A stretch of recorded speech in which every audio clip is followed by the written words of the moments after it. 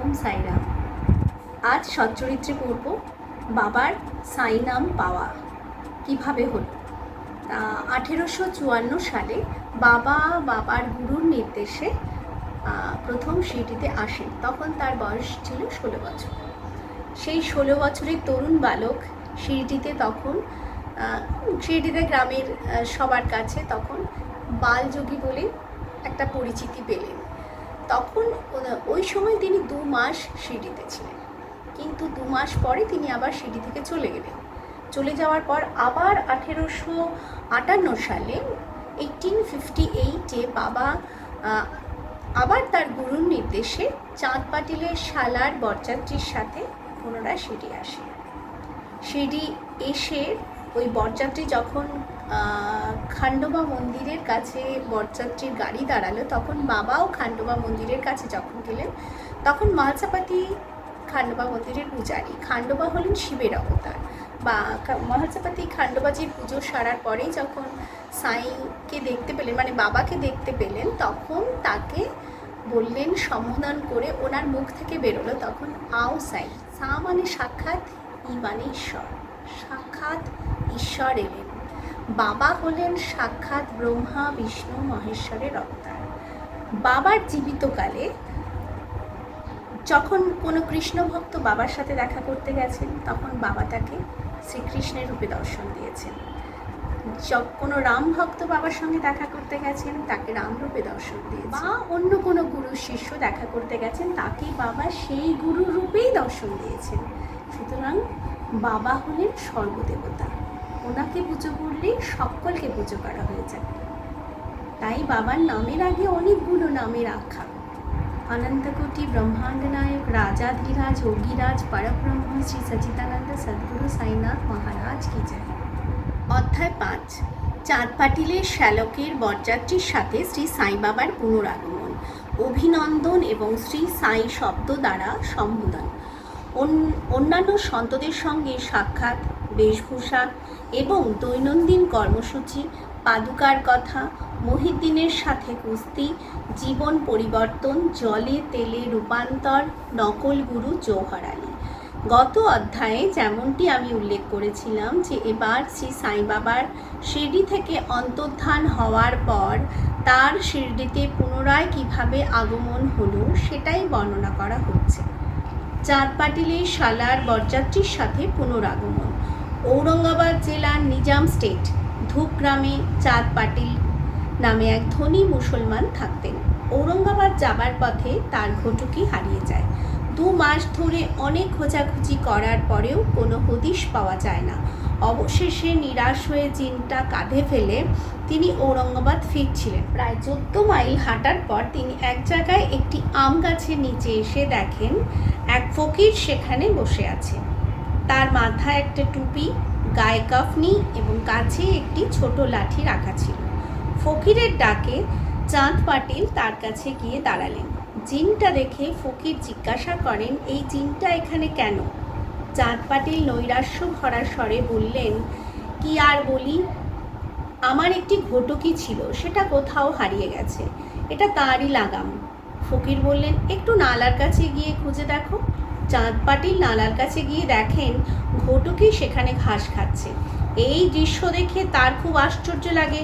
তিনি তক্ষুনি বুঝতে পারলেন যে ফকির কোনো সাধারণ লোক নয়, বরং কোনো উচ্চ শ্রেণীর জ্ঞানী পুরুষ। ঘটকি নিয়ে যখন তিনি ফকিরের কাছে আসেন, ততক্ষণে ফকির ছিলিম তৈরি করে নিয়েছেন। শুধু 2টি জিনিসের দরকার ছিল, এক তো ছিলিম জ্বালাবার জন্য আগুন, ও দ্বিতীয় কাপড় ভেজানোর জন্য জল। ফকির নিজের চিমটেটি মাটির মধ্যে ঢুকিয়ে বার করতেই তার সাথে একটা জ্বলন্ত কয়লা বেরোলো। সেটা ছিলিমের ওপর রাখা হলো। এরপর ফকির পাশে রাখা লাঠিটা দিয়ে যেই মাটিতে ঠুকলেন, সেখান থেকে জলের ধারা বেরোতে লাগলো এবং কাপড়টা তাতে ভিজিয়ে ছিলিমে জড়িয়ে নিলেন। এইভাবে সব ব্যবস্থা হয়ে যাবার পর বাবা ছিলিমে টান দেন, চাঁদ পাটিলের দিকে এগিয়ে দেন। এই সব চমৎকার দেখে চাঁদ পাটিল খুবই বিস্মিত হন। তিনি ফকিরকে নিজের বাড়ি নিয়ে যেতে চাইলেন। পরের দিন ফকির চাঁদ পাটিলের সাথে তার বাড়ি যান। সেখানে কিছুদিন থাকেন। পাটিল ছিলেন ধূপগ্রামের এক উচ্চ পদাধিকারী। তার বাড়িতে তার শ্যালকের বিয়ের তোড়জোড় চলছিল। বরযাত্রীর শিরডি অভিমুখে রওনা হয়। ফকিরও বরযাত্রীদের সাথে শিরডি যান। বিবাহ নির্বিঘ্নে সম্পন্ন হয়ে গেল এবং বরযাত্রীরা সকুশলে ধূপগ্রাম ফিরে এলো। কিন্তু সেই ফকির শিরডিতেই থেকে গেলেন এবং শেষ জীবন অবধি সেখানেই ছিলেন। ফকিরের সাই নাম পাওয়া। শিরডি পৌঁছেই বরযাত্রীদের খান্ডোবা মন্দিরের কাছে মালসাপাতি ক্ষেতের মধ্যে একটা গাছের নিচে বিশ্রাম করতে বলা হলো। খান্ডোবা মন্দিরের সামনে গরুর গাড়িগুলোকে দাঁড় করানো হলো। সব বরযাত্রীরা এক এক করে নিচে নামে। তরুণ ফকিরকে নিচে নামতে দেখে মালসাপাতি এসো সাই বলে তাকে অভিনন্দন করেন। অন্যান্য উপস্থিত লোকেরাও তাকে সাই বলেই সম্বোধন করে তাকে স্বাগত জানালো। তারপর থেকে তিনি সাই নামেই প্রসিদ্ধ হলেন। অন্যান্য সন্তদের সঙ্গে সংযোগ। শিরডি আসার পর শ্রী সাই বাবা মসজিদে থাকতে শুরু করলেন। বাবার শিরডি থেকে আসার অনেক আগে থেকেই দেবীদাস নামে এক সন্ত বহু বছর ধরে ওখানে থাকতেন। উনি বাবার খুব প্রিয় ছিলেন। বাবা ওর সাথে কখনো হনুমান মন্দিরে তো কখনো চাউরিতে থাকতেন। কিছুদিন পর জানকী দাস নামে এক সন্ত শিরডিতে আসেন। তখন থেকে বাবা জানকী দাসের সাথে কথার বার্তায় অনেকটা সময় কাটাতে শুরু করেন। জানকী দাস কখনো কখনো বাবার কাছে এসে বসতেন। তেমনি পুতাম্বের শ্রী গঙ্গাকির নামে এক বৈশ্যগৃহী সন্ত প্রায় বাবার কাছে আসা যাওয়া করতেন। প্রথমবার বাবাকে বাগানে জল দেওয়ার জন্য জল বইতে দেখে তার খুব আশ্চর্য লাগে। তিনি স্পষ্টই বলেন যে শিরডি পরম ভাগ্যবতী, তার কোলে এক অমূল্য হীরে আছে। তোমরা যাকে এরকম পরিশ্রম করতে দেখছো তিনি কোনো সাধারণ বা সামান্য পুরুষ নন। এই ভূমির পরম সৌভাগ্য যে তার পুণ্য বলে এখানে এই রত্ন আবির্ভূত হয়েছে। ঠিক এইরূপ শ্রী আকালকোট মহারাজের এক প্রসিদ্ধ শিষ্য সন্ত শ্রী আনন্দনাথ এউলামঠ, যিনি কিছু শিরডিবাসীদের সাথে শিরডি আসেন, বাবার বিষয়ে বলেছিলেন, যদিও বাইরে থেকে একে সাধারণ মানুষের মতোই মনে হয়, কিন্তু আসলে ইনি এক অসাধারণ ব্যক্তি। এই কথাটা তোমরা ভবিষ্যতে নিশ্চয়ই বুঝতে পারবে। এই বলে তিনি এওলা ফিরে যান। এটা সেই সময়কার কথা যখন শিরডি খুবই সাধারণ গ্রাম ছিল। সাই বাবার বয়সও ছিল কম। বাবার পোশাক পরিচ্ছদ ও দৈনন্দিন কর্মসূচি। তরুণ অবস্থায় শ্রী বাবা নিজের চুল কখনো কাটেননি। তিনি সবসময় পালোয়ানদের মতন পোশাক পরে থাকতেন।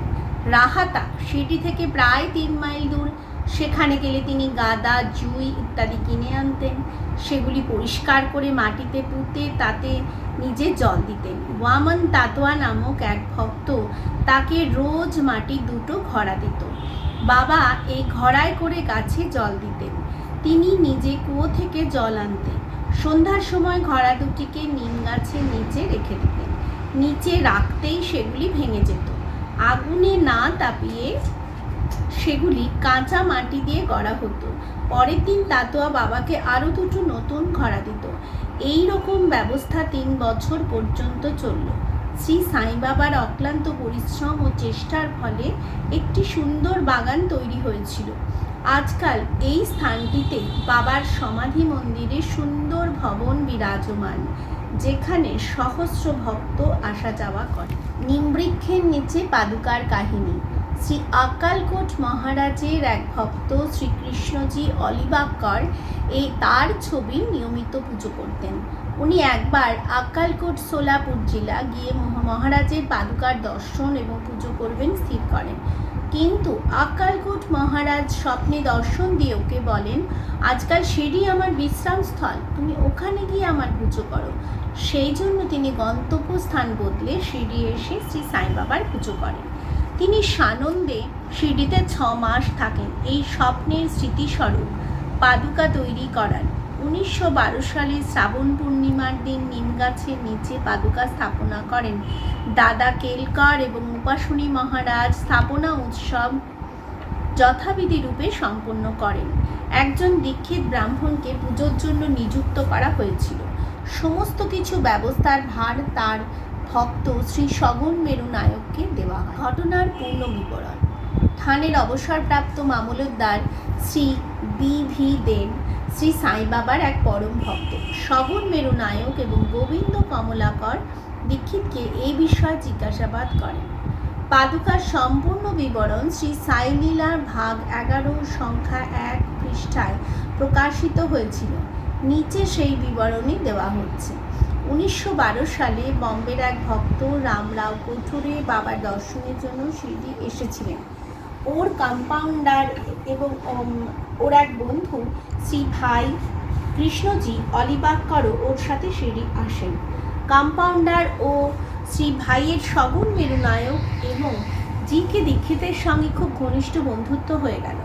অন্যান্য বিষয় আলোচনা করতে করতে এদের মনে হয় যে শ্রী সাই বাবার শিরডিতে প্রথম আগমন এবং নিমবৃক্ষের বাসের ঐতিহাসিক স্মৃতিস্বরূপ কেননা পাদুকা স্থাপিত করা হোক।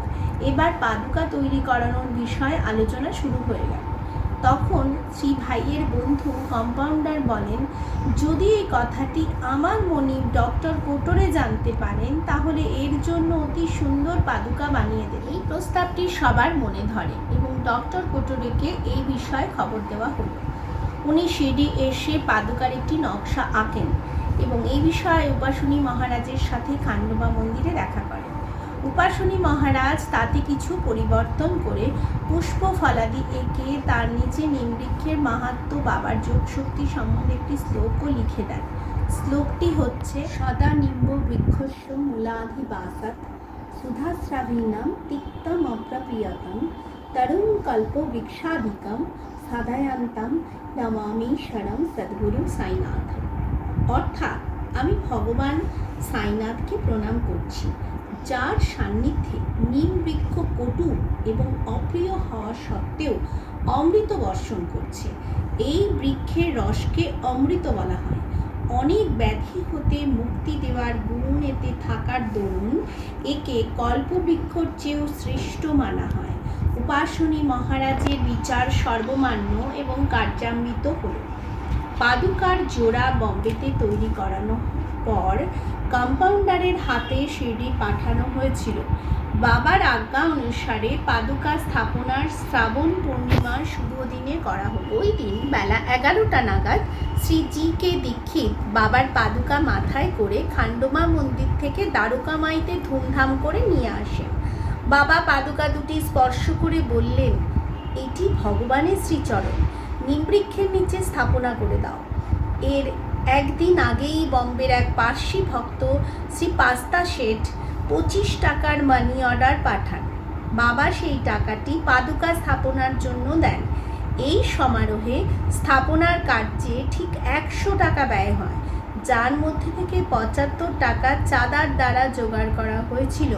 প্রথম 5 বছর ডক্টর কোটরে প্রদীপের জন্য প্রত্যেক মাসে 2 টাকা করে পাঠাতেন। পাদুকার চারপাশে লাগানোর জন্য লোহার ছড়িও পাঠান।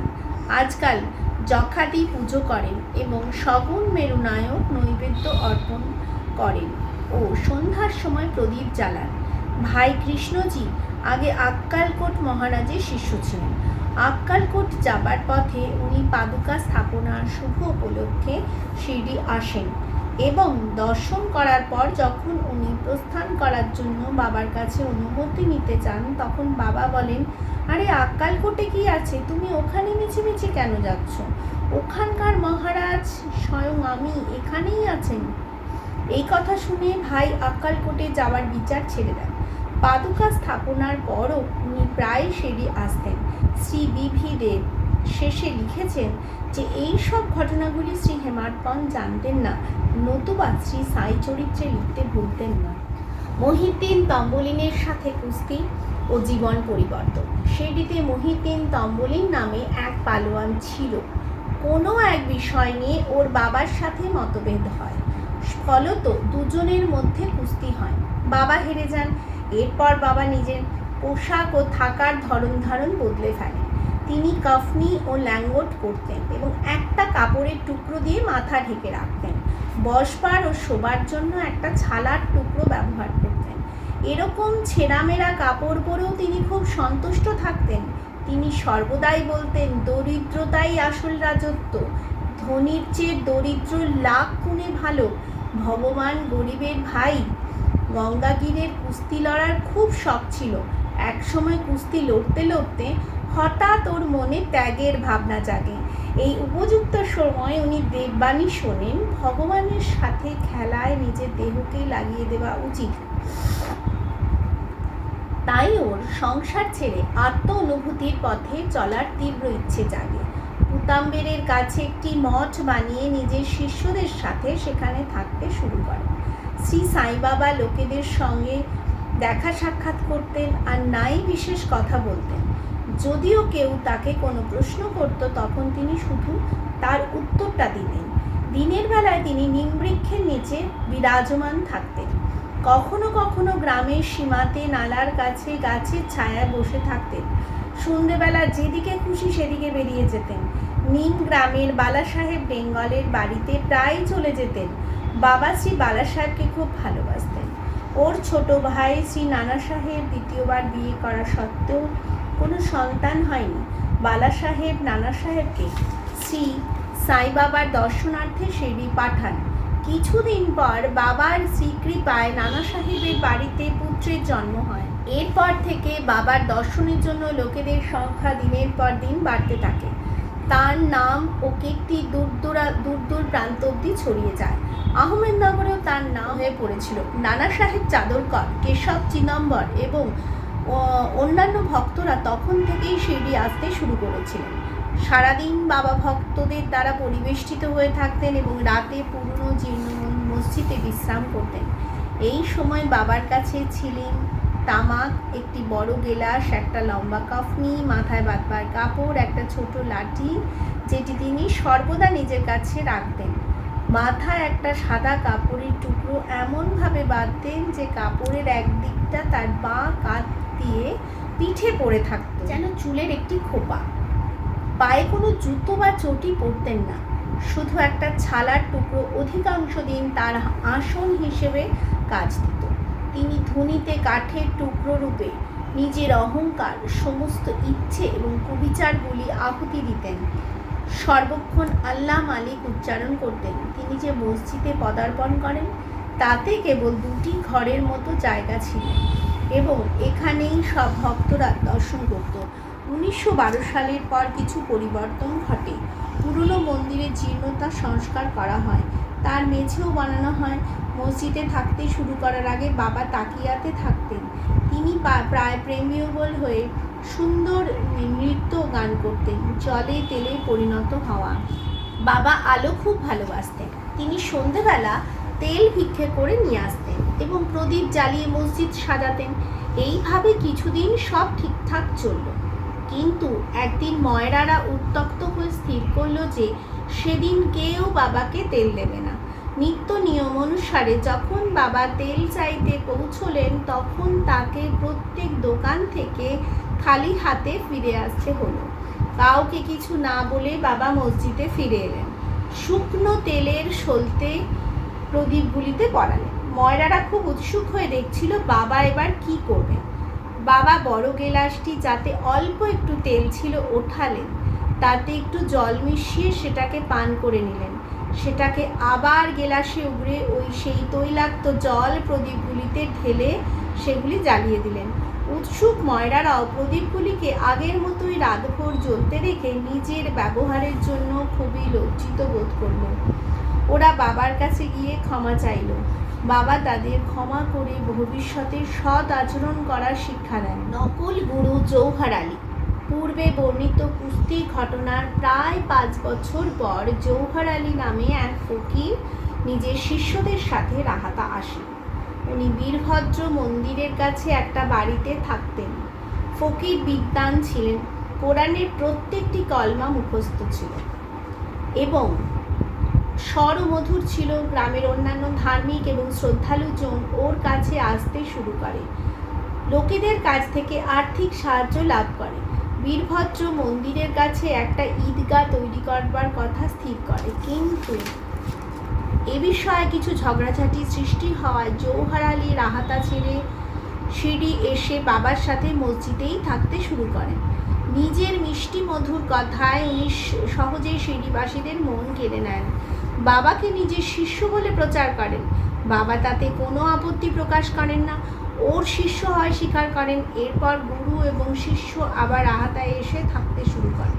গুরু শিষ্যের যোগ্যতার বিষয়ে জানতেন না, কিন্তু শিষ্য গুরুর দোষের ব্যাপারে সম্পূর্ণ ওয়াকিবহাল ছিলেন। তার সত্ত্বেও বাবা কখনো ওকে অশ্রদ্ধা করেননি এবং মন লাগিয়ে নিজের কর্তব্য পালন করে অনেকভাবে ওর সেবা করেন। তারা কখনো কখনো শিরডি আসতেন, কিন্তু বেশিরভাগ সময় রাহাতাতেই থাকতেন।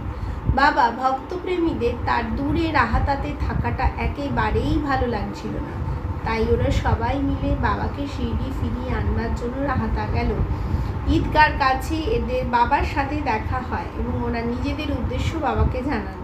তখন বাবা বলেন, ফকির ভীষণ রাগী ও বদমেজাজি লোক, উনি বাবাকে কিছুতেই ছাড়বেন না। ফকিরের আসার আগেই বাবা তাদের ফিরে যেতে বলেন। যখন এইসব কথাবার্তা চলছিল তখন ফকির সেখানে এসে পৌঁছন। গ্রামবাসীদের জল্পনা কল্পনার কথা জেনে উনি খুবই রেগে ওঠেন। বেশ বাদ বিবাদের পর শেষে নির্ণয় হয় যে ফকির আর শিষ্য দুজনেই শিরডিতে থাকবেন।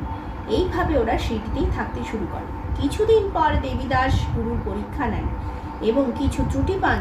চাঁদ পাটিলের শ্যালকের বরযাত্রীর সাথে বাবার শিরডি আসার প্রায় 12 বছর আগে দেবীদাস শিরডি, তখন ওর বয়স ছিল 10-11 বছর। উনি হনুমান মন্দিরে থাকতেন। দেবীদাস তীক্ষ্ণ বুদ্ধির পুরুষ ছিলেন। তিনি ত্যাগের সাক্ষাৎ প্রতিমূর্তি এবং অগাধ জ্ঞানী পুরুষ ছিলেন। অনেকে যেমন তাতোয়া কোতে, কাশীনাথ ইত্যাদি তাকে গুরুর মতো সম্মান করত। তাই জৌহর আলীকে তার সামনে আনা হলো। তর্কে সম্পূর্ণভাবে পরাজিত হয়ে জৌহর আলী শিরডি থেকে পালিয়ে যান। অনেক বছর পর উনি শিরডিতে ফিরে আসেন এবং শ্রী সাই বাবার চরণ বন্দনা করেন। তিনি গুরু আর শ্রী সাই বাবা তার শিষ্য। ওর এই ধারণা দূর হয়ে গিয়েছিল। শ্রী সাই বাবা ওকে গুরুর মতনই মান দিতেন।